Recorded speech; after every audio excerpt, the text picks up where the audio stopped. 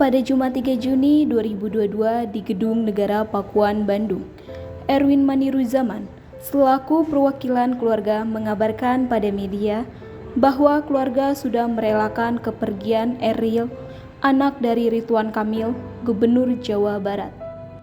Emeril Khan Mumtaz atau disapa Eril, dikabarkan menghilang usai berenang di Sungai Are, Swiss pada Kamis 26 Mei 2022. Dan kini statusnya dari yang hilang menjadi orang tenggelam.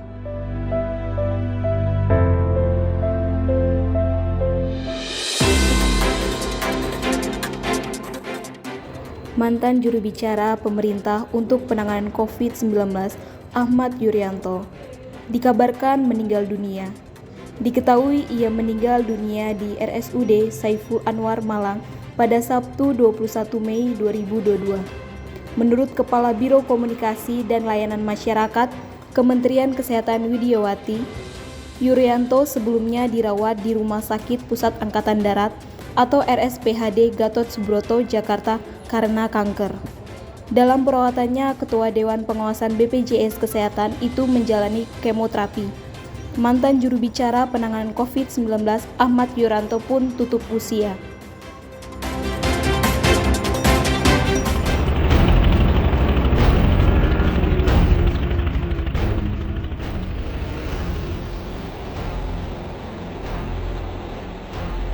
Pada hari Senin tanggal 23 Mei 2022 pukul 2 siang, tanggul penanganan air laut di kawasan Lamit Citra, Pelabuhan Tanjung Emas, Semarang, jebol. Peristiwa ini terjadi lantaran tingginya air pasang laut sehingga tanggul tidak mampu menahan debit air. Hingga kini dikabarkan belum ada korban jiwa dari peristiwa ini.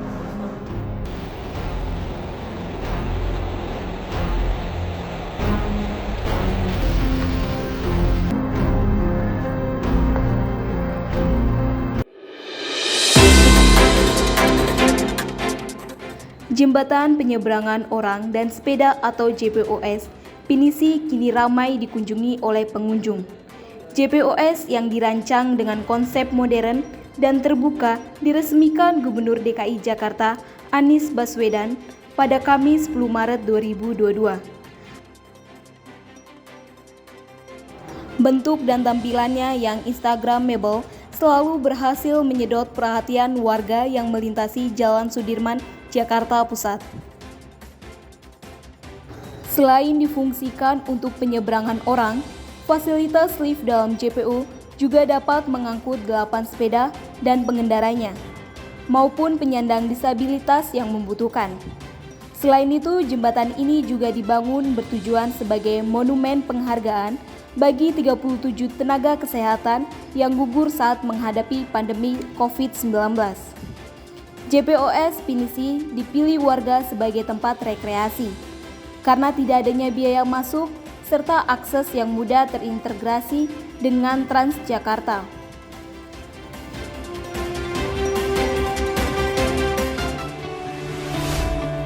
Selamat siang pemirsa, saya Mercy Sinaga.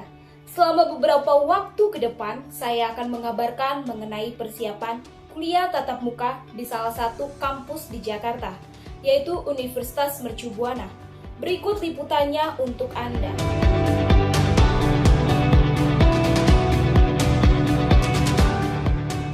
Pada Rabu 13 April 2022, Pak Nizam selaku PLT Dirjen Dikti-Ristek Kemendikbud mengatakan bahwa pertemuan tatap muka pada semester genap harus sudah bisa dilakukan hampir 100%.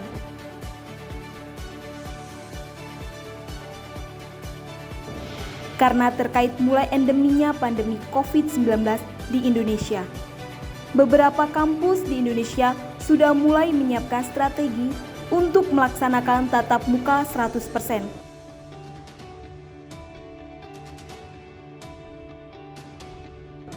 Lalu, bagaimana dengan persiapan tatap muka yang dilakukan oleh kampus di Jakarta?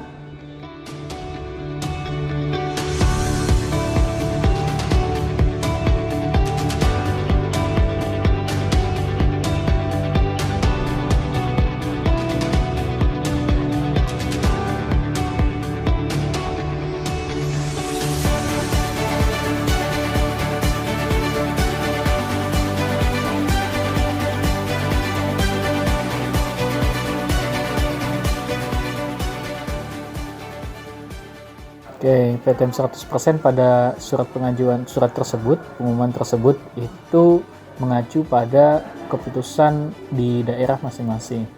Gitu. Jadi kalau semisal di daerah kita insya Allah semoga aman sentosa ya, grafiknya terus menurun dan status pandeminya juga terus membaik, ya kita akan mengikuti kebijakan tersebut dan tentunya akan mengubah status kegiatan program belajar mengajar, aktivitas belajar mengajar di kampus.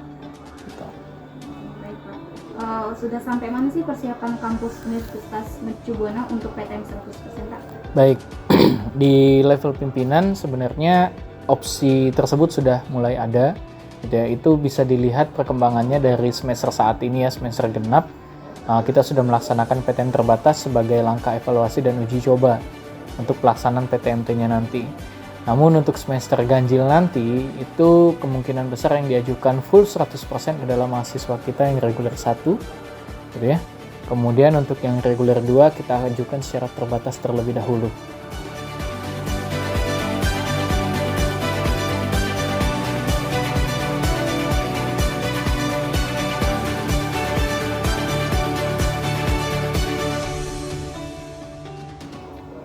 Kira-kira apa saja sih yang disiapkan oleh kampus untuk PTM 100% ini Pak? Yang pertama fasilitas ya, fasilitas umum ya. Kemudian memastikan mahasiswa kita dalam kondisi sehat dan telah melaksanakan vaksinasi primer, sehingga kampus saat ini masih terus melaksanakan kegiatan program vaksinasi yang bisa mahasiswa ikuti. Itu. Kemudian kita juga menyiapkan sarana kesehatan dan fasilitas kesehatan yang kiranya nanti bisa dibutuhkan apabila terjadi hal yang tidak diinginkan. Apa yang perlu dipersiapkan oleh mahasiswa untuk PTM 100% nanti Pak? Jelas mahasiswa maupun tenaga pendidik, pegawai harus memenuhi syarat vaksinasi primer terlebih dahulu, karena itu akan menjadi syarat masuk ya. Dan nanti kan di pintu depan, karena ini masuk fasilitas umum, para peserta ataupun masyarakat yang ingin masuk ke kampus harus men-scan barcode terlebih dahulu. Kemudian nantinya akan dicek apakah statusnya sudah hijau atau masih kuning. Gitu. Kemudian kita juga saat ini sedang mendata mahasiswa kita apakah mereka sudah vaksinasi primer atau belum.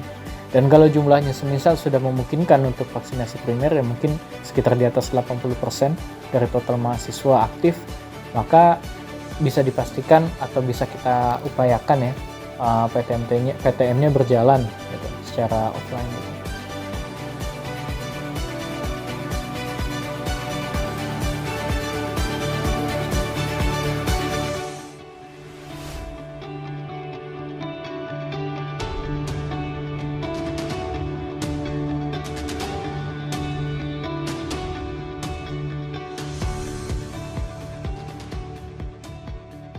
Bagaimana sih sistem pembelajaran 100%-nya saat sedang peralihan ke new normal?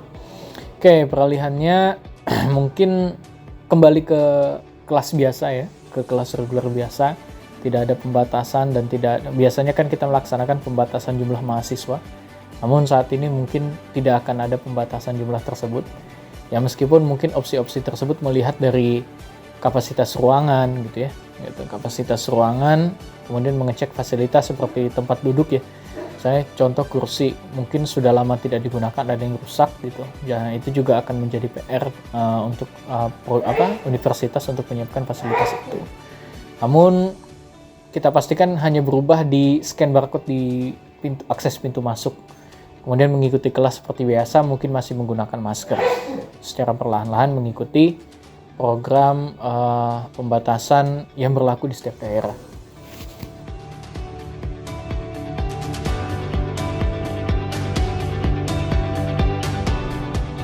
Berita tadi sekaligus menutup perjumpaan kita pada hari ini. Saya Mercy Sinaga beserta tim redaksi mengucapkan terima kasih dan sampai jumpa.